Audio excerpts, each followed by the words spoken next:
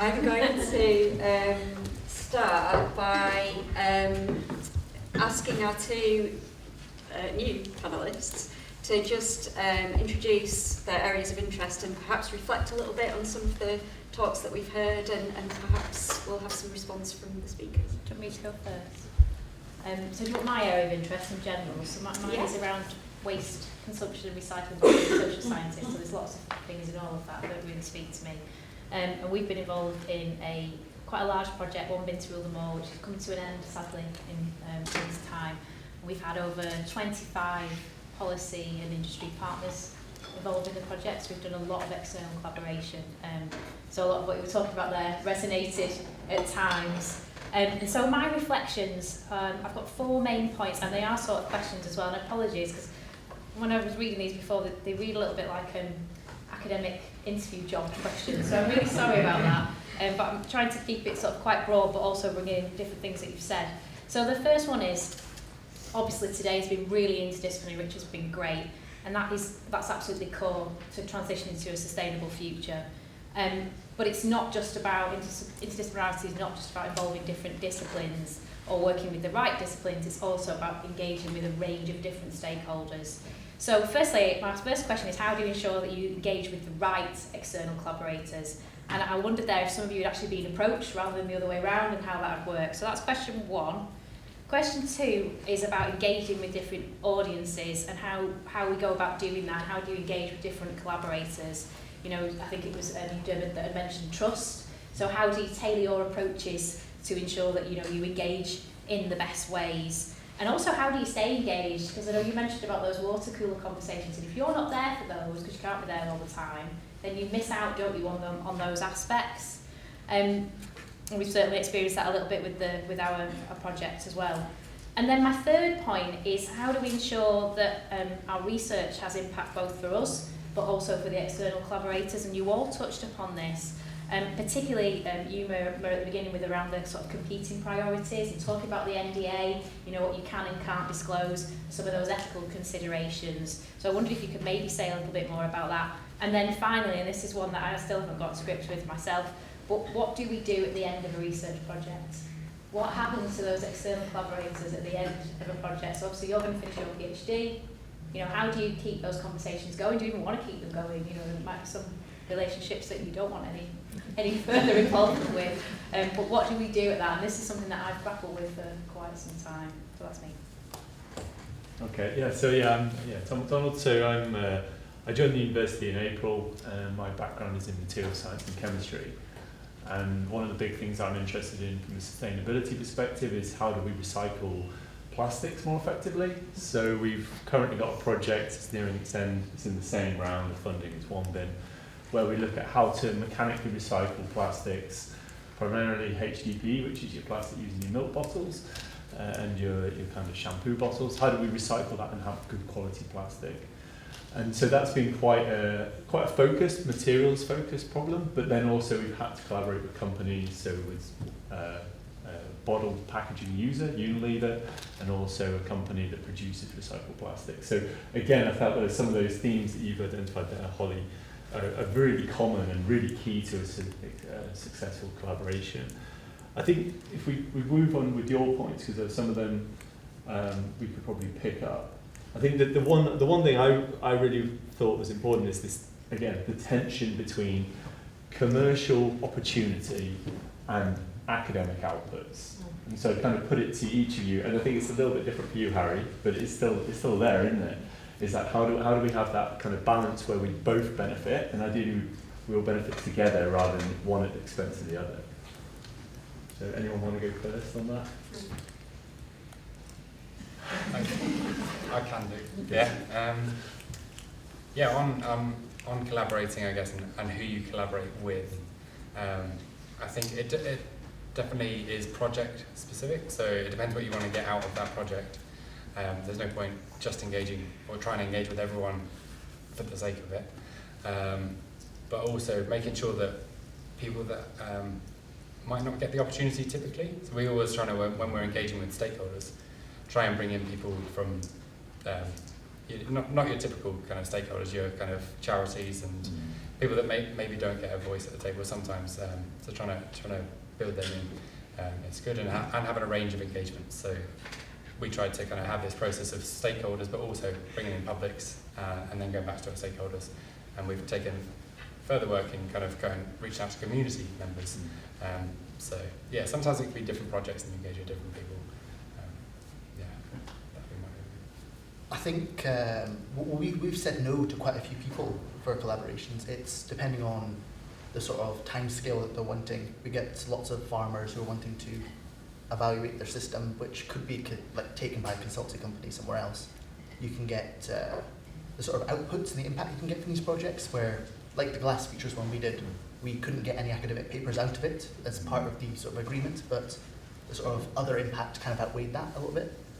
But then you've got other projects which, with the NDAs, that can be really difficult. Even that presentation was an absolute pain for me, trying to, so many answers I want to give, but then I know the NDA just stops me in sort of spreading that knowledge. It's kind of held hostage for a few years until that project can get out and you can share it a bit more. Yeah, I think with the collaboration part and like getting something out of it, I think obviously it's very different for me because, well, they didn't approach me, but they obviously collaborated with Tyndall to create 2 PhD slots, and I applied and got this one, which is obviously really exciting. But I think it's just being really open about, it's like having open lines of communication about what you can do for each other and how you can deliver different things and collaborate in different ways. Like if, like I get to be on these 3 projects, and my research gets to directly impact something that's happening, so that's really great for me. But then they obviously get like, I don't want to say a cheap consultant, but that is kind of basically what it is.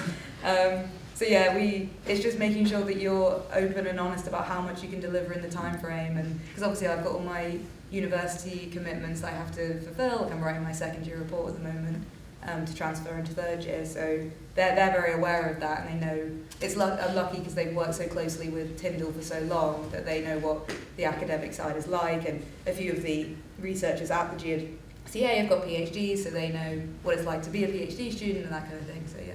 Can I just have a quick follow-up then? So for you, I guess it's a different type of tension, but is there any things from kind of a political aspect? Because obviously for companies, they don't want you to tell kind of the bit that gives them a competitive advantage. That's why they've worked with us or worked with the university. They want to often have that kind of unique opportunity to be better than their competitors. Otherwise, why are they paying for it? Whereas I guess in the local authority, are there kind of some political tensions where it's like you don't want to release something that makes them look like they made poor decisions in the past, or are there any things you've got to kind of consider in how you relate to them? Yeah, I mean, I don't think I do specifically, because I don't think I'm really high enough up the food chain to be privy to any of that kind of information. If it exists, I'm not really sure, but I obviously wouldn't. If I'm inputting to the 5-year plan, I potentially wouldn't put in if the GMCA are trialling something currently, I potentially wouldn't put in a project that was incredibly different, but kind of like went against the plans they already had, because they're the ones who've got the expert knowledge of the region. I'm from Plymouth, like I don't really know much about Greater Manchester particularly, so yeah, I wouldn't want to kind of go against the plans they've already got in place, but that's the only time I could see where that would just be me showing that I hadn't really read the literature properly and stuff like that. Can I jump in there? I wonder about your thesis though, how you're sort of going to position Yeah. that. They're going to want to read it, aren't they? I don't know if they're going to read it. In theory they might, but yeah, I think I'll definitely have a chapter about working with them and co-production and co-producing knowledge and that kind of thing. So that's going to be a big part of my, hopefully, my overall thesis. But yeah, I think I'd have to be. I don't think there's nothing I would say at the moment. Like maybe something terrible will happen in the next year, but hopefully it won't. But there's nothing that would be like scandalous that would go in there at the moment anyway. But yeah. I guess I just want to pick up your point on follow-up with these projects. I did this whole project a year and a half ago, Right. and it was through the working with the business engagement team, we were able to kind of keep that connection going. We were sending out for advertisement videos, we were able to talk to them in person a bit more, even though beforehand it was all Zoom, all emails. Just in person, they're saying, we really enjoyed the work, we are looking for extra funding in a few years, would you be available to that? Just having that business engagement team, just to keep that connection going, really helped that project. And working with other internal departments within the university is really helpful. Marketing, the social responsibility team, I don't think we would have got the same level of impact without reaching out for their help. That's good to hear. It's really good to hear. How much did you pay him? That was not rehearsed. Any questions for the panel? Yeah. Hi. So we're having this conference, and COP28 is also going on, and everyone is fighting about fossil fuel abated and non-abated. All these fights are going on. So particularly about CCS, and I just wanted to know, because most of the models say that 70% of the CCS will be, or like CDR will be in developing countries, and you engage, like you're not modeling the data. So you're not making any scenario, you're actually working with stakeholders. And do you think like yours and Muir and Dermot's, your work can be replicated in those countries where the modelers are saying that CDR will be happening? Can this, like your work can be replicated there? Yeah, it's my dream, I love it. I want to do a project modelling other countries together. A lot of if you look at supply chains, there's a real progression from having small, isolated, you're doing it yourself, clustering together into hubs, but then also transnational collaborations between countries. You could have some countries which are supplying your biomass for your BECs, or some countries which are storers, some are using the energy, it's really mixing around. I want to do that one, I'm going to try and get a project going for that. Collaboration between key ones around Europe or in the Global South. Big actors, Brazil, really want to do it. Yeah, I'd back that up, that kind of the UK, I guess, should be a leader in kind of doing these sorts of processes first and then trialling them, especially for CCS. Yes, there's some facilities that are happening, but they're pretty minor in comparison to what we need, the scale that we need to do it. So I think the onus is on the UK in some situations to kind of do it, improve it, and know more about it. So maybe the kind of UK and US should be, there's a bit of a need for them to scale up so that others can like learn from them. I don't really know too much about the kind of technical details. Yeah, you need basically somewhere to store your CO2. If you're going to do biomass for CDR, you need a supply of biomass. That's all going to be very context specific. So you will need to have those things in place, dependent on the different place that you're going to actually do it. But it's good that Muir's ready to model it. I guess linking back to your questions that you had before, I do every time I engage with an industry partner, I say, would you like a bit of BECS analysis? And they go, no thanks, we'll like the simpler sort of bioenergies. They're kind of limiting what sort of scope they're having. Eventually, I'll get better at persuading them to pay more. I'll get the business engagement team to yeah, Mike. This is punishing those two because I know what it is they do a little bit, but for all three of you, you're very much working on sort of organizations or trade bodies, right? And that's somehow different than what we've experienced when working with an individual company, where, choosing my words carefully, a company may choose to hold the technology for themselves, which might be really environmentally beneficial, but they're holding that for themselves and preventing other organizations from doing that. And so what do you think our responsibility is as a university to ensure that the things that we're doing are benefiting the industries that we're working with, but also benefiting the world? Yeah, so we work closely with these industrial partners. Progressive Energy, we talk to them all the time. They're really an active force. We'll take carbon capture, for example, with those sort of hoarding of technologies. We really do engage with them quite a lot to say, what's the progress here? We did a UK CCSRC project where we were looking at carbon capture for the cement industry. We were working alongside them throughout the project, just talking to them, saying, what sort of things you're doing? They had an NDA, which they could tell us what they were doing. So halfway through that project, they announced a great big new infrastructure project, which we had no idea what was coming about. Everybody didn't know it was coming, but they were hoarding that sort of information away, and we were trying to get an accurate depiction of what was going on in the UK. They were hiding it away. They suddenly reveal it, and we've now got to shift everything to go, oh, we have to catch up with this. It's a huge problem. Transparency is key, but people want to be competitive edge. It's difficult. I'd back that up by saying with the CCS element of developing carbon capture and learning from different countries, if we are to do it first, there needs to be a way, a mechanism to try and allow others to kind of learn from that. I don't think that is quite there at the moment. As you've highlighted, people want to stay ahead. Definitely more that could be done in CCS on that. But the UK is world leading in that. It's lots of other countries are looking for advice and copying their structures. It's just whether we share it. Yes. Luckily, once you get pipes in, you can kind of work out what they do. Yeah. So we've talked about research output and industrial and government, but I feel like there's a risk of the individual kind of falling in. So the small farmer, for example, with his tiny plant, or the single mom in Bolton whose bus line was cancelled because it wasn't sustainable. Do you feel like you have a responsibility as consulting researchers to kind of look out for these people that don't have a voice, and how do you kind of mitigate that risk in your role? I feel like I gave an example of like a report. Yeah. So we definitely try to do that and kind of bring something that brings their voice, further up to kind of developers or policymakers, rather than just extracting research. So that's what we try and build that in some way. I guess from my perspective, it's more top-down modelling where we're kind of building the systems, but then once you get these buildings assessed and deployed in these areas, you then switch your gears and then go for, okay, what's the social license operate, what's the social impact for these?